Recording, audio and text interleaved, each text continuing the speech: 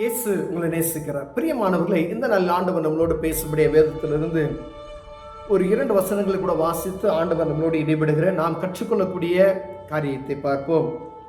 அது ஆதியாகம புஸ்தகம் 15வது அதிகாரம் 1வது வசனமும் 14 10வது 11வது வசனமும் வாசிக்கிறேன். இந்த காரியங்கள் நடந்த பின்பு கர்த்தருடைய வார்த்தை ஆபிரகாமுக்கு தரிசனத்திலே உண்டாகி, அவர், ஆபிராமே, நீ பயப்படாதே, நான் உனக்கு கேடகமும் உனக்கு மகா பெரிய பலனுமாய் இருக்கிறேன் என்றார்.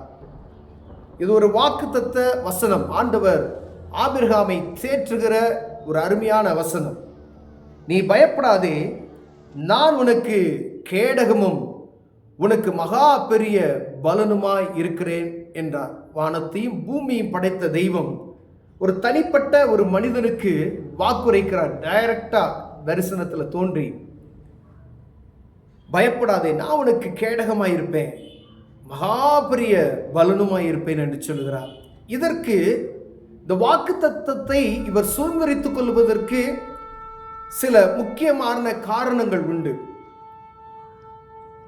ஆபிரகாம் வரும்பொழுது, ஊரின் தேசத்தில் அவர் புறப்பட்டு வரும்பொழுது லோத்தையும் அழைத்து வருகிறதை நாம் பார்க்க முடிகிறது. இருவருக்கும் நெருக்கங்களின் நிமித்தமாய் அவருடைய வேலைக்காரர்களுக்கு சமாதான குறைச்சல் உண்டான உடனே 2 பேரும் சமாதானமாய், நீ அங்க ஒரு பக்கம் போ, நான் ஒரு பக்கம் போறேன்னு சொல்லி ஆபிரகாம் சொல்கிறார்.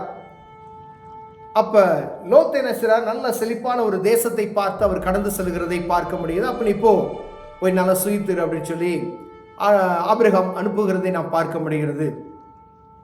ஒரு குறிப்பிட்ட நாளிலே அந்த சோதோம் குமோரா அப்படின்ற இடத்துல ஒரு வேறு படையர்கள் என்ன செஞ்சிடறாங்க அப்படின்னு கேட்டீங்கன்னா, அங்க இருக்கக்கூடிய பொருட்களை எல்லாம் கொள்ளையடித்து கொண்டு அங்க இருக்கிற ஆட்களை சிறைப்பிடித்து கொண்டு போய் விடுறார்கள். பாதி பேர் மலைகளுக்கு ஓடி போய்கிறாங்க அப்படின்றத வசனம் 10வது வசனத்தில் எழுதுக்கு. அந்த சீத்தி பள்ளத்தாக்கு எங்கும் நிலக்கீழ் உண்டான கேணிகள் இருந்தது.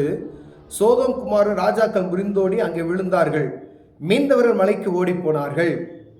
அப்பொழுது அவர்கள் சோதோமிலும் குமாராமிலும் உள்ள பொருட்கள் எல்லாவற்றையும், போஜன பதார்த்தங்கள் எல்லாவற்றையும் எடுத்துக்கொண்டு போய்விட்டார்கள். ஆபிரகாமின் சகோதரனுடைய குமாரனாகிய லோத்து சோதோமிலே குடியிருந்தபடியால் அவனையும் அவன் பொருட்களையும் கொண்டு போய் விட்டார்கள்.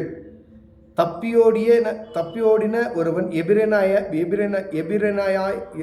எபிரேயனாய் இருந்தபடினால் ஆபிரகாமத்தை அதை அறிவித்தான். ஒருவன் தப்பி ஓடுறான், அவன் எபிரேயனாய் இருந்தனா ஆபிரகாம்கிட்ட போய் இந்த காரியத்தை சொல்லப்படுகிறது. பாருங்க, இவன் ஆபிரகாம் விட்டு அவர் பிரிந்து ஒரு செழிப்பான இடத்துக்கு போறாரு. செழிப்பான இடத்துல ஒரு கொள்ளையடிக்கப்படுகிறது. அங்கு ஒருவன் தப்பித்து ஆபிரகாம்கிட்ட அந்த காரியத்தை சொல்றார். அப்பொழுது அவருக்கு உதவும்படியாய் தன் ஆட்கள்ல அவங்ககிட்ட வேலை செய்யக்கூடிய நல்ல கைத்தேறினவர்கள் ஆட்களை எழுப்பி எடுத்துக்கொண்டு ஒரு படையை எதிர்த்து போகும்போது தேவசோமத்துல ஜெபித்து விட்டு அவர் கடந்து செல்கிறார். அங்கு லோத்துடைய பொருட்களையும் அது மட்டும் இல்லாதபடி அந்த ராஜாக்களுடைய ஆட்கள் எல்லாத்தையுமே ஜெயித்து அழைத்து வருகிறதை பார்க்க முடிகிறது. அப்போ சொல்லப்படுகிற வசனம் தான் பாருங்க. அதற்கு ஆபிரகாம் சோதோமின் ராஜாவை பார்த்து, ஆபிரகாமை ஐஸ்வர்யம் ஆக்கினேன் என்று நீ சொல்லாதபடிக்கு நான் ஒரு சரட்டையாகிலும் பாதரட்சியின் வாரையாகிலும் உமக்கு உண்டானவைகள் யாதொன்றையும் எடுத்துக்கொள்ளேன் என்றார். போய் அவங்க குடும்பம் எல்லாத்தையும், ஆட்கள் இழந்து போன ஆட்கள் பொருட்கள் எல்லாத்தையும் அவர் கொண்டுட்டு கொடுக்குறாரு. அப்போ ராஜா அவங்களுக்கு தேவையானதான் எடுத்துக்குங்க அப்படின்னு சொல்றார்.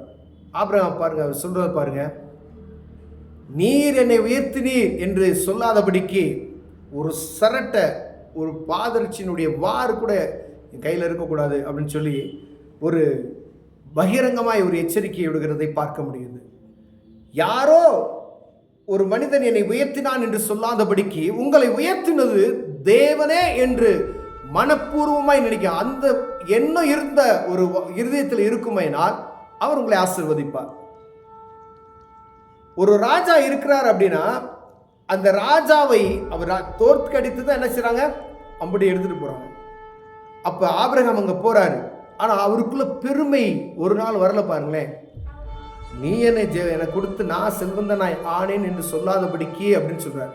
அப்ப ஆண்டவர் பேரில் அவர் வைத்திருக்கிற அவ்வளவு நம்பிக்கை, அவர் என்னை நடத்தினார், அவர் என்னை பாதுகாத்தார், அவர் எனக்கு செல்வத்தை தருகிறார், அவர் இந்த ஜனத்தை முறியடிக்க செய்தார், அவர்கள் நிமித்தம் வரக்கூடிய எந்த ஆசை எனக்கு வேணாம், எனக்கு இருக்கிறது ஆண்டவர் கொடுத்தது போதும் அப்படின்ற ஒரு எண்ணத்துக்கு நேராக கடந்து செல்கிறார்.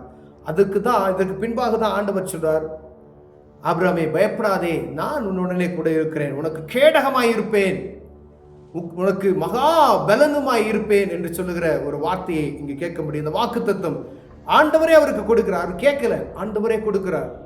அவ்வளோ பெரிய வாக்குத்தத்தத்தை ஆண்டவர் சுதந்திரித்துக் கொள் என்று சொல்லுகிறதை பார்க்க முடியாது. எத்தனை பேருக்கு நாம் வாழ்வில் இப்படிப்பட்டதான காரியத்தை, ஒருவேளை உங்க சகோதரன் கொஞ்சம் சோர்ந்து போய் ஒரு இடத்துல இருக்கிறான், அவனை தேற்றுவதற்கு நீங்கள் என்ன செய்திருக்கிறீர்கள்? விசாரிக்கிறவர்களாக இருக்கிறீர்களா? அந்த நேரத்தில் தான் நமக்கு இப்படி செஞ்சானே, அவனுக்கு எதுக்கு நம்ம உதவி செய்யணும் அப்படின்ற எண்ணம் வந்துடாதபடிக்கு லோத்து பிரிந்து தான் போறாரு. ஆனால் உங்கள் சகோதரருக்குள்ள நீங்கள் என்ன செய்யணும்? உதவி செய்கிற மனப்பான்மை உண்டாகணும். அவர்கள் நிமித்தம் அவர்கள் இருந்த இடங்களும் ஆசீர்வதிக்கப்படுகிறதை நான் பார்க்க முடிகிறது. அப்போ கூட பிறந்த சகோதரனுக்கு உதவி செய்கிற அந்த எண்ணம் வருதா? லோத்து அவர் பிரிந்து போறாரு, ஆனால் அங்கே ஆண்டவர் பாருங்க அற்புதமாக அவர்களை பாதுகாக்கிறதை முடிகிறது. அதுக்கப்புறம் அழிஞ்சு போறாங்க. ரெண்டாவது கடவுள் பூமியை பூரா அழிக்கும் பொழுது சோதம் குமார் அழிந்து போகிறது. அதுலேயே லோத்து யார் நிமித்தமாய் பாதுகாக்கப்படுகிறார்னா, லோத்துக்காக தேவ தூதர்கள் முன்னாடி தேவ சமூகத்தில் ஆண்டவரோடு டைரக்டா பேசி ஒவ்வொரு வார்த்தையும் கோபம் மூலாது இருப்பதாக பல முறை ஆண்டவர் சமூகத்தில் ஜெபித்து கேட்கிற காரியத்தை பார்க்க முடியும். அதற்காக லோத்து பாதுகாக்கப்பட்டார். அந்த பூமி பூரா அழிந்து படுகிறதை நாம் வேதத்தில் வாசிக்கிறோம். சோதம் குமோரா என்ற பட்டணம் பாவத்தின் நிமித்தமாய் முற்றிலுமாய் அக்னியினாலும் கந்தகத்தினாலும் அழிக்கப்பட்டதை நாம் வேத புத்தகத்தில் வாசிக்கிறோம் பிரியமானவர்களே. ஆனா ஆண்டவர் ஆபிரகாமுடைய செயல்களை பார்க்கிறார். லோத்துக்காக என்ன செய்றாரு? ஜெபிக்கிறவராய் இருக்கிறார். இங்க லோத்து வேற தேசத்துக்கான கைப்பற்றிட்டு போயிட்டான், அடிமையாக்கி கொண்டு போயிட்டான். அப்படியே விட்டுடல, வா போவன்ட்டு கைத்தேறின ஒரு 300 பேரை எடுத்துட்டு போறாரு.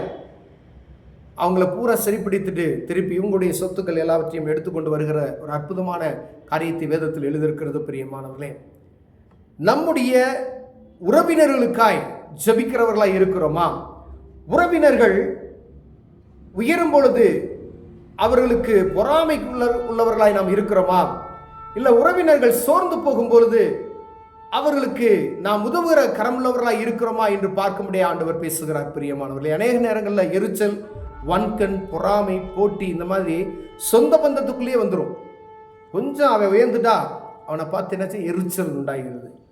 எரிச்சல், பொறாமை, வன்கண் இருந்தால் ஆண்டவர் நம்மளை என்ன செய்ய முடியாது? ஆசீர்வதிக்கவே முடியாது. உங்களுக்காண்டி ஜெபம் பண்ணுங்க. அவங்க ரட்சிப்பின் அனுபவத்தை பெற்றுக்கொள்ளணும்னு ஜெபம் பண்ணுங்க. அவங்க அந்த நித்திய ஜீவனை பெற்றுக்கொள்ள வேண்டும் என்று ஜெபம் பண்ணுங்க. ஆபிரகாம் ஜெபித்தாரு.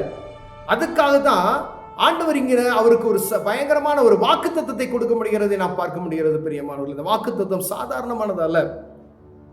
வாக்குத்தத்தம் இன்னைக்கு வரைக்கும் உலகம் தோன்றி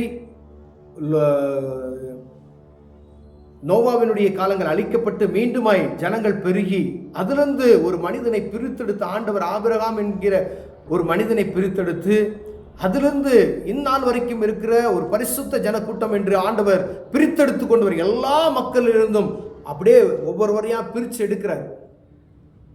அப்படிப்பட்டதான ஒரு தகப்பனுக்கு, விசுவாசத்தின் தகப்பன் என்று அழைக்கப்படுகிற ஆபிரகாமுக்கு ஆண்டவர் கொடுத்த வாக்குத்தத்தம், யாரெல்லாம் விசுவாசிக்கிறோமோ ஆபிரகாமுடைய சன்னதி என்று சொல்லப்படுகிறோமோ அவர்களுக்கு அந்த வாக்குத்தத்தம் நிறைவேறும். அதை போல நாமும் செய்ய வேண்டும் என்பதற்காகவே ஆண்டவர் நம்மளோடு இடைப்படுகிறார். ஆபிரகாமினுடைய நல் காரியங்கள் எனக்குள் இருக்கிறதா என்று பார்க்கும்படி அழைக்கப்படுகிறோம். அப்படிப்பட்டதான காரியம் நமக்குள் இருந்தால் நம்மையும் ஆண்டவர் திடன்கொள், பயப்படாதே, நான் உனக்கு கேடகமாயிருப்பேன், பலங்கொண்டு திடமனதாயிரு, உனக்கு பக்க பலனாயிருப்பேன், நானே உனக்கு பலனாயிருப்பேன் என்று சொல்லுகிறார். பிரியமலை, கண்களை மூடுவோம், ஜெபம் செய்வோம். அன்பின் தகப்பனே, அருமையான நேரத்துக்காய் ஸ்தோத்திரம் ஆண்டவரே. காலை வேளையில் ஆபிரகாமுக்குள் இருந்த விசுவாசம், ஆபிரகாமுக்குள் இருந்த உதவுகிற மனப்பான்மை, ஆபிரகாமுக்குள் இருந்த ஜெப ஆவி எங்களுக்குள் வேண்டும் ஆண்டவரே. இயேசுவின் நாமத்தில் பிதாவே, ஆமென்.